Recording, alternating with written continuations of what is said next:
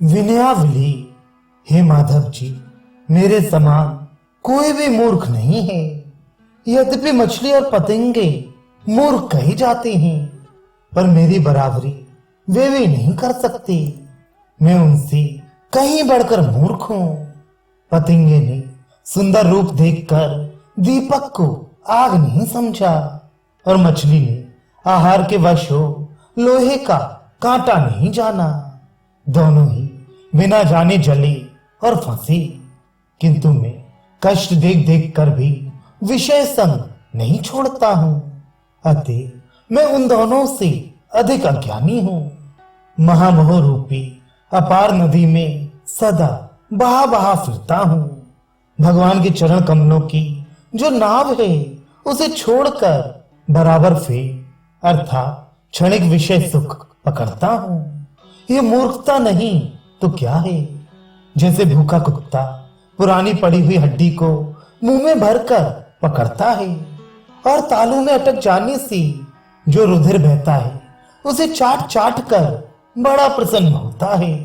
ये नहीं समझता कि ये रक्त तो मेरे ही शरीर का है।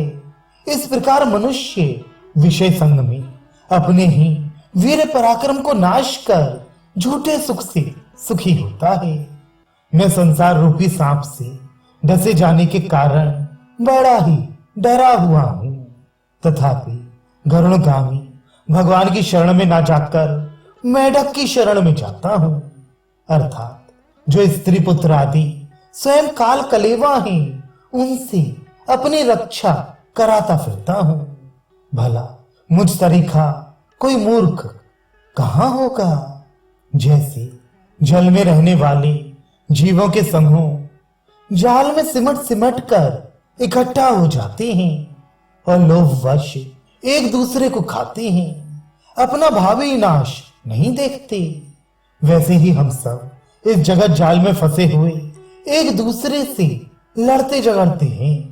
ये नहीं जानते कि फंसाने वाला काल रूपी घीमर थोड़ी देर में हम सबको स्वाहा कर देगा।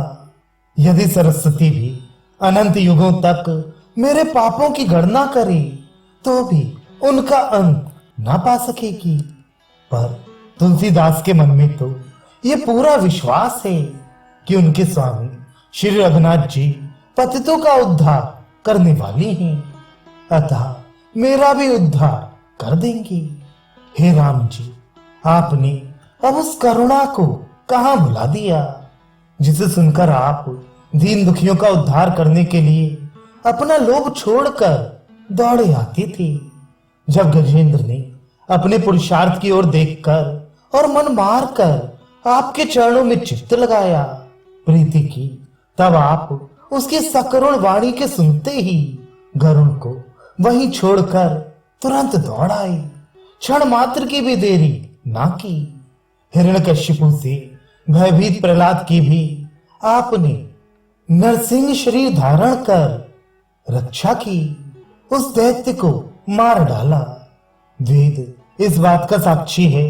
नर के अवतार अर्जुन की पत्नी द्रौपदी ने जब राजसभा में अपनी लज्जा जाते देखकर सब राजाओं के सामने पुकार कर कहा कि हे नाथ, मेरी रक्षा कीजिए, तब हे दैत्य शत्रु, आपने वहां द्रौपदी की लाज बचाने को वस्त्रों के ढेर लगाकर तय शत्रुओं का सारा घमंड चूर्ण कर बड़ी कृपा की। हे रघुनाथ जी, आपने इन सब भक्तों को एक ही शत्रु के द्वारा सताए जाने पर ही बचा लिया था, पर यहां मुझे तो बहुत से शत्रु असह्य कष्ट दे रही हैं। मेरी यह भव पीड़ा आप दूर क्यों नहीं करती? लोभ रूपी मगर, क्रोध रूपी दैत्यराज हिरण्यकश्यपु, दुष्ट कामदेव रूपी दुर्योधन का भाई दुशासन, ये सभी मुझ तुलसीदास को दारुण दुख दे रहे हैं। हे उदार रामचंद्र जी, मेरे इस दारुण दुख का नाश कीजिए।